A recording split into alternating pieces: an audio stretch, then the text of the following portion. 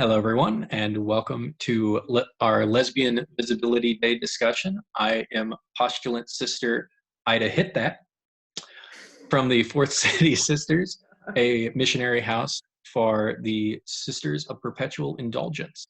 I am joined this evening by Christine Elbert and Elizabeth Fassler, and I hope I said both those names clearly, because, the makeup makes things hard to speak. But I wanted to say thank you both for joining us. We tried to get a few other people, but timing-wise, we're doing it with two wonderful ladies. So with that introduction, we're going to be trying to do a little discussion and get a little more back history of the movement of the Visibility Day itself, and just learn a little bit more about this so we can all gain a little bit better understanding of what this day really means. So I'll leave it there, because this sure isn't about my ass. And we're going to talk to Christine Elbert, if you want to introduce yourself and a little bit of your backstory, and then we'll have Elizabeth go. Sure. Hi, guys. I am Christine Elbert.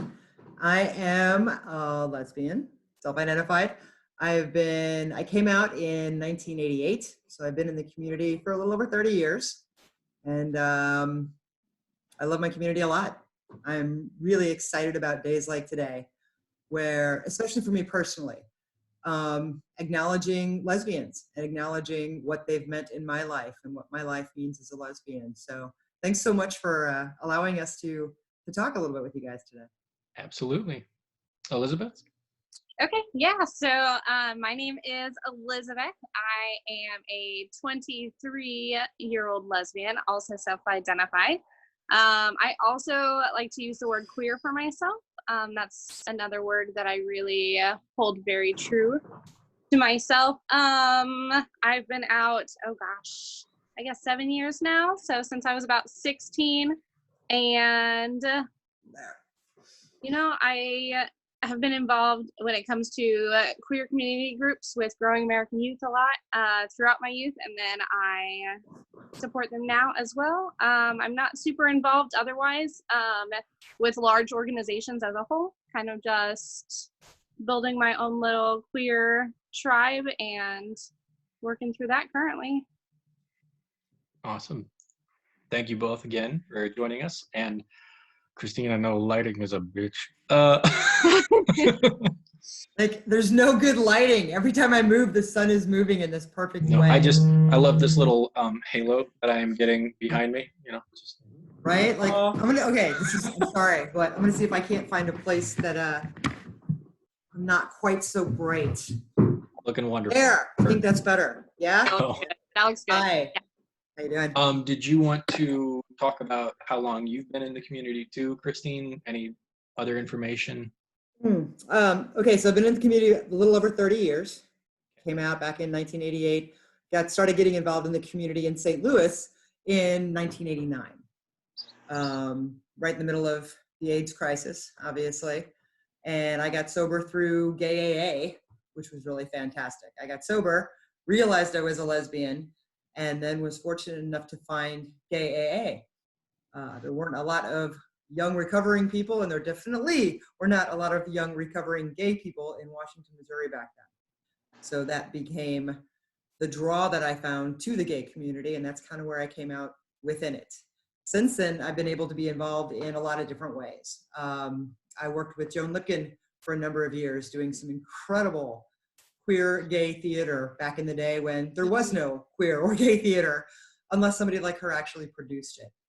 I've gotten to serve on the board of the LGBT Center back in the day. I've been involved in a lot of different things, the Scholarship Pride Committee. There's always something to do in the community. And that's part of the beautiful thing about it to me, is that for any skill, any talent, anything, there's always been a place for somebody to show up and be part of. Absolutely. Well, I would like to also touch on, we live in a changing world, and a lot of different experiences can be felt between where we were and where we are today. And I would love to say that we've made beautiful strides and we've gotten a lot more visibility. than we did before. But I would like, if we can, to talk about what it was like for each of you when you came out and whenever you were more out there, so people can understand in a way what that difference in just the community, just the society that you came out in, more Sure. background of what this progression has hopefully done. Take that, Winnie. Okay, cool. So I think the first thing to really note is that coming out isn't just a one-time thing. It is a continual process. I mean, there are so often times, I mean, I had to come out with my new job when I just got a new job 2 months ago. So it is a process, and I would say it's easier every time. I think that's really the biggest thing, is it just becomes more and more natural. The first time saying those words, like, oh my gosh, like, Dad, I like girls, this is a thing. That first time it's like, oh my gosh, I'm so unsure of this statement. And like, I don't know how this statement is going to be perceived. And I think that's really what's changed for me. Is at the beginning, I was so scared of how the statement would be perceived. And I cared so much about what other people would say. And I was so unsure of myself and my own truth that I wasn't comfortable speaking it. Whereas now I'm like, okay, it's just a matter of when is it gonna come out? Like, it's not a matter of how do I do this or when do I do this? It's just, it's gonna happen. When does it come up in conversation? I don't really care what they say. So many people are quick to jump on like, oh, it's okay, like, I don't mind, I don't care, like, and I'm like, I don't care if you do. Like, that's the thing. Like, if you would have asked me 6 years ago, oh my gosh, I would have been terrified. Like, what are you going to say? Am I going to lose a friend over this? Are they going to judge me for this? But now I'm just kind of like, if you do, great. Like, that's on you. Because people's reactions tell me more about them than they do about me. And like, this was my journey, coming to realize that I fall in love with women, and that's just part of my life, and that's a small section of who I am. Like, that was my journey. Accepting that was my journey. You coming to accept it or not, that's not my journey. That's not my place. That's for you to figure out. So I'm just telling you my story. So I really think like that's the biggest change between 7 years ago and now. I'm more sure of my own story and like where it's going and what that looks like. And I don't really care if you agree with it or not, because it's my story. So That's great. That's good. Yeah. That's a fantastic way to approach it. It's Yeah. me. Christine, did you try to let us hear about what wonderful experiences you had back in the early 90s? Coming out in the late 80s, early 90s. The world looked a little different, just slightly, than it does today as far as being gay. It was hard. It was hard on the level of, there is that aspect that Elizabeth talks about that we're always going to have. Anyone who comes to an understanding of something about themselves and it's different than the norm, there's that personal thing going on. Mm-hmm. And that's a huge challenge. The challenge for me, I think back then was, I didn't know any gay people.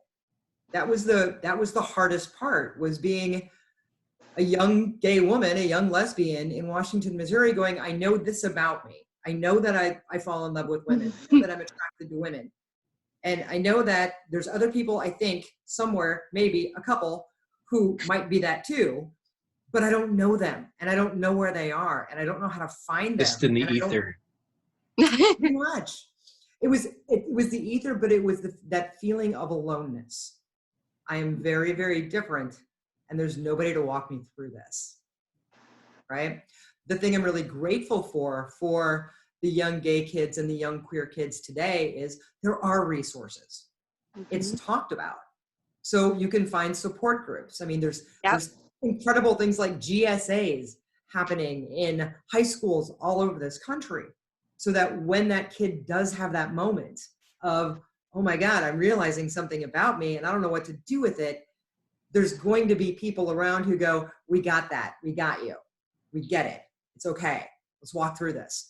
And I think that's the biggest difference I see today from when I first came out, is the ability to find your people is so much easier. The internet too. And that support, that acceptance, and just the ability from the people themselves, but seeing yourselves reflected in day-to-day life, seeing gay characters on TV. Yeah.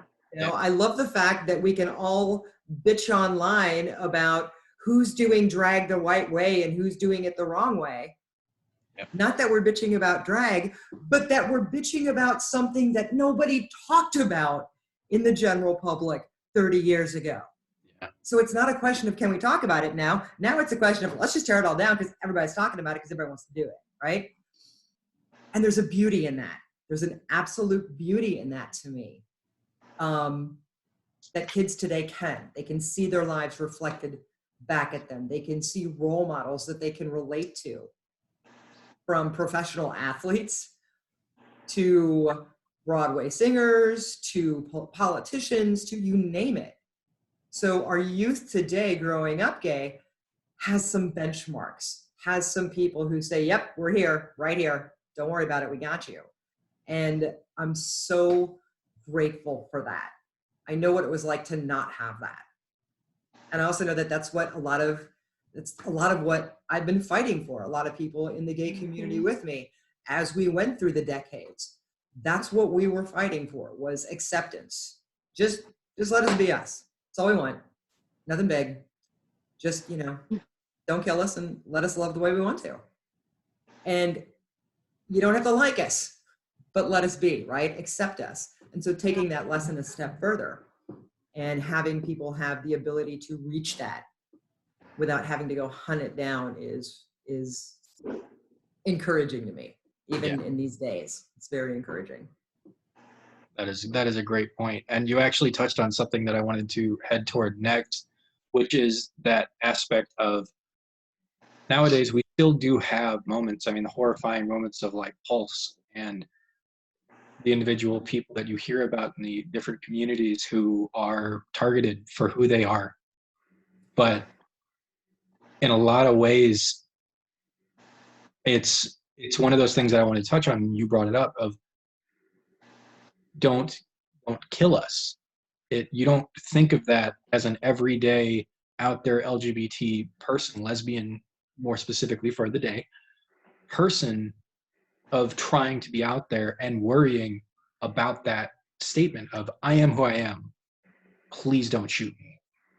How have you seen, and Elizabeth, you can comment on this too, but I'm going to reference Christine first, is how have you seen that changed throughout the years? Has it really changed? I know we still have a struggle left ahead of us, but in the LGBT community, in the lesbian community, how has progressed, if it has? It's totally changed in the aspect of there are always going to be people out there who want to hurt people who are different from them, right? Not just a gay thing. Yeah. We can go anywhere. There's always going to be some people out there who want to hurt people because they don't like who they are. Those people aside, I remember in my early dating days, right, 20s and stuff, when you wanted to go to dinner, take your girlfriend out to dinner, you had to go to a gay restaurant, and there were gay restaurants. The Niner Diner, attached to Clementine's, way back in the day. Planches, another beautiful place. But when you wanted to go out to eat with your partner and you didn't want to have to deal with, maybe they won't seat us, maybe they won't wait on us, maybe we're going to have to spend this entire night with a bunch of shade thrown at us and a bunch of comments being made. Maybe as long as we don't look at each other like we're actually dating, it won't be that bad. We didn't have to do any of that. We could just go to a restaurant and be normal human beings having a date. And it was brilliant. I can do that today in almost any restaurant. Mm-hmm. I can. I absolutely can. And the difference is not that, will there be a couple of people in the restaurant who may have an issue with it? There might. But these days, they're the minority. I don't have to fear it walking in the door from everybody in a place. I can, oh my God, I'm actually going to say this out loud. I am, sorry. I can actually talk to a manager Mm, if there is an issue and know that I'm going to be heard. Yeah. Right? As a lesbian, as a gay person saying this is not okay, can we talk about this? I know that today I'm probably going to be heard. 20 years ago, 30 years ago, I probably wouldn't have even been there in the first place, much less been able to have a conversation if something was bad. So there is definite progress. I think what we're seeing today with the rise of transgender women who are being murdered, the rise of violence against gays, lesbians, and the LGBTQIA community, right? All of that, I don't necessarily know that the violence is more than it ever has been. I think we have access to the information in a way we never have before. Yeah. I think that there were a lot of us who died violently a lot of ways that it's not a recorded history because our community is not a recorded history community.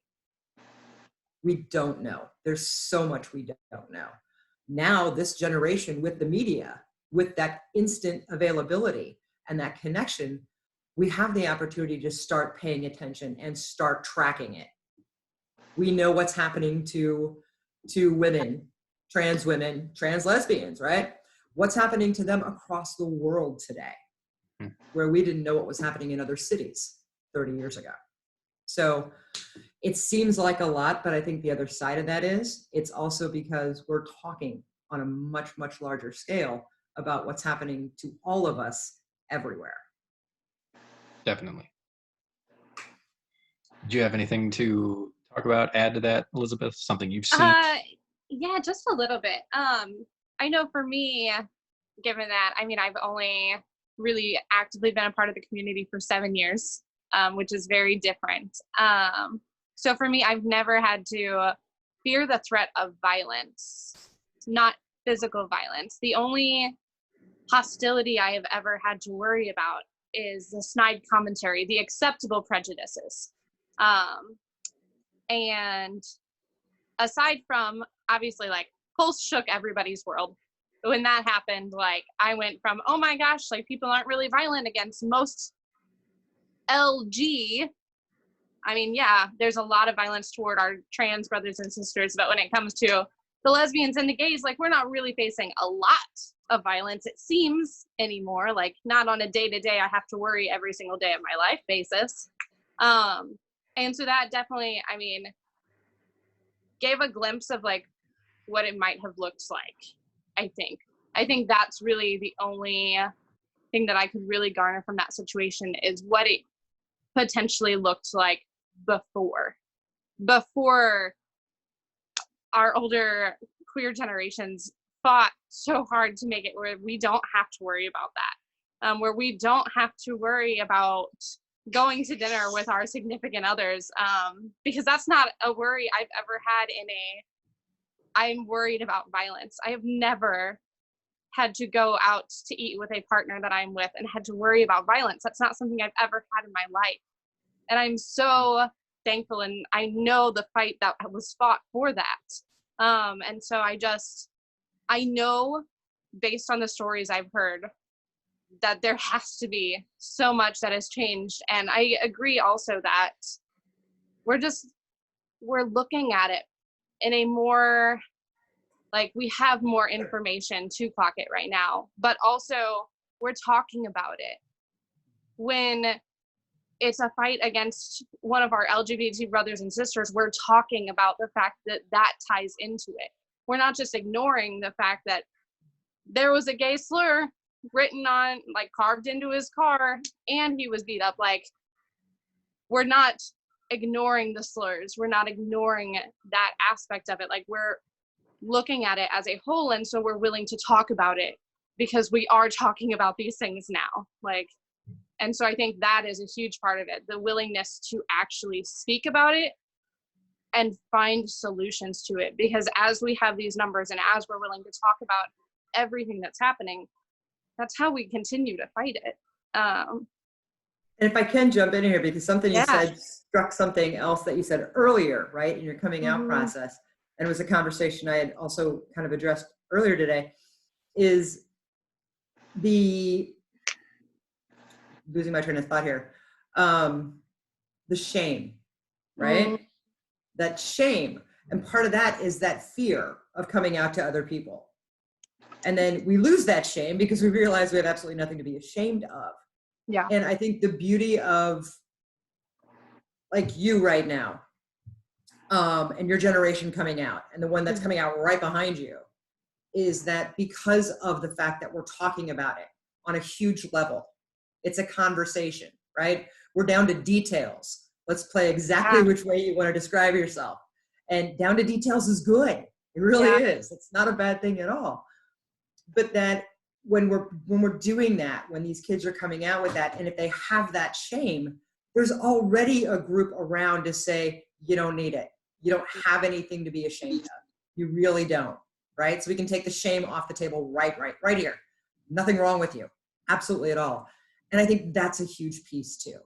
I to agree. not have to feel that shame or live in that shame as knowing you're different. In my case, knowing I'm a lesbian and not knowing other lesbians and feeling like there's something wrong with me. I love the fact that the ones coming out today don't have to stay there. There are immediate resources in humans and online and across the board to walk you through. Shame doesn't have to be a piece of this. No, you're great. I really love all of the conversation. I'm going to try to move on to another topic, specifically for the history of it. Do you, either of you, know any heroes that you guys have from the movement? Anybody who stands out? Anybody that people should look up and try to learn more about everything that's happened? Oh my God. And try to You go narrow it first, down. because I got to think about this one. Try to narrow it down. No, Ma. No, Ma, that's not fair. Oh, come on. Okay, we all know history is not my best subject, Ma. Give me science, give me math any day. I'll write you a paper, but if you want to think about that, we can come back to it. You know what? Yes. Can we do that? Yes. Do that? Yeah. Okay. Yes. So one of my next ones, don't mind me looking down like this. I'm just gonna. No, you're good. I keep looking for my lights, so there you go. There you go. If you could, I mean, Christine, you've been involved in the community a lot, but if you were to get back into being more involved with the community, and Elizabeth, if you'd like to, what would you like to do for the lesbian community to bring more visibility to people who are still feeling that shame, who are still worried? What kind of outreach would you like to see? Would you want to be involved? So I know for me, the one that I hold like most near and dear to my heart is always reaching out to our youth. I know Growing American Youth specifically was so instrumental for me whenever I was a young, barely out of the closet queer kid, and I have a lot of passion for that group. And so really just supporting that group and supporting its efforts to provide resources to our queer kids. I know right now, like, it's really pretty localized to like St. Louis and St. Charles. So really reaching out further into our more rural communities is something that I would really, really love to see happen. I know, because I also hail from Washington, Missouri. So I was driving 45 minutes both ways every single time I was going to a group, which as a 16-year-old, that's a lot of gas money. That's a lot of like trust to try to ask from my parental units. Like, oh, hey, let me go and like disappear for 3 hours, pretty much 4 hours. So that's definitely something that's really difficult. And so I would love to have more locations and really see organizations like that have better support, because I know that there's not a ton of support when it comes to like advisors and financial support. And so that's definitely, that one's really, really near and dear to my heart, always has been. And so as I get to a point where I feel more comfortable being able to put more of my time and energy into the community, that's an organization that I definitely plan to become more involved with. Wonderful. Christine, you got any that Wow. That's a hard one too. I got great ones. That's great. I know, right? I think from a lesbian standpoint, I'd love to see, because it touches on what E is talking about, but I take it from a different stance. I'd love to see the older lesbians start having good communication and swapping stories with the young ones. There seems like a huge disconnect between our experiences, right? It's a very short period of time, but in the shift in the gay community to the queer community, it's a really, really long time. And so as far as women in the community, right? And I'm taking that from a lesbian standpoint, but to tell the stories and to share the stories and to share the growth and to share our experience as women. I have had the most incredible, intimate friendships with women. And that was challenging because women used to scare me until I figured out why they scared me. It's because I really liked them. But so intimate friendships, those really, really close, God, you are basically my partner, except I don't want to sleep with you. But emotionally, we connect that deep, right? That's not uncommon to me. That was the type of friendships I was taught to have with women when I was a baby dyke by the older women in my life. That's what I know of friendship among women, right? And I'm learning more and more as time goes on, that's not normal for a lot of people. Having those types of friendships, having those types of intimate friendships that are that deep with other women, whether it be lesbians or people who don't identify as lesbian, right? But I'd love to start to see women, especially gay women, start supporting other women, especially our younger women, and create a much stronger sense of, I don't know, I'm always careful with words around this, but basically the female energy around our lives. Gotcha. And that's a huge thing for me. I guess I'm just really fortunate in that I have an older lesbian in my life who likes to share her stories. I feel like there's some bragging going on here. I'm just very fortunate. That's wonderful. And it is great to have everybody should have an old dyke. Yeah. Yeah. Yes. I will say that we're going to be winding down because of the wonderful limits that we have to technology. But Good. Do you guys have any last thoughts, anything in particular about the Day of Visibility that you want to express and tell people, like something to go research, look into, understand more, so they can, lesbian or not, could learn more about the day and about the struggles and the triumphs that the community has garnered from the lesbian? Yeah, there is I want to acknowledge one of my local heroes, a woman by the name of Betty Neely. She is self-described old school dyke. And there was a bar here in town that Elizabeth Fuchs and Kristen Goodman had for a while called Lily's. In that bar, there was a giant photo reproduction of a really hot young butch sitting on a motorcycle in rolled up blue jeans and a t-shirt with the whole bit, right? And that was Betty. Betty was out being who she was authentically way before it was safe to do it in any way, shape, or form. And her willingness to do that, her willingness to just walk in the world as the strong woman she is and was, is something that I think our baby gays need to remember. We get to strut today because they crawled back then, right? And she was one of the ones who did that. More than anything else, learn your history. Go and study your history. There is a Facebook group called the LGBT Gay History Project. Yes. Run by an incredible some humans. And it's our history here in St. Louis. If you're here, This is our history. And if you go a little bit down that rabbit hole, it's going to take you all the way through all the gay history and the lesbian history you could ever do. Last thing I'm going to say, look up Olivia Records, old school lesbian music, Olivia Records. You can listen to the soundtrack of my 90s.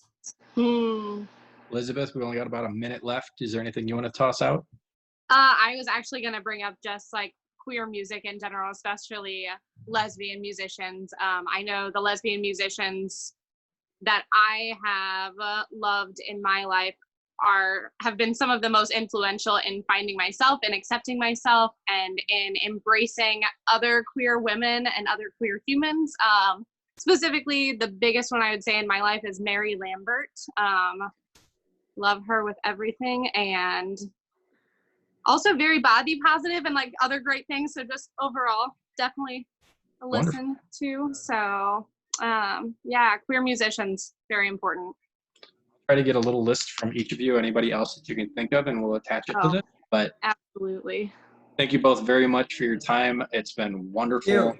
I really appreciate you being on here and helping educate everybody about the lesbian part of the LGBT community. It's been great, and I hope that people can learn and expand and grow from this. Keep the community strong. Thank you so much. Thank you guys for doing the work you do so much. We appreciate the sisters always. Absolutely. You guys, that's going to be it for us. I appreciate everyone who's going to watch this recording, but thank you to our participants. Thank you to everyone out there. I hope you all stay safe and just seek out your personal joy.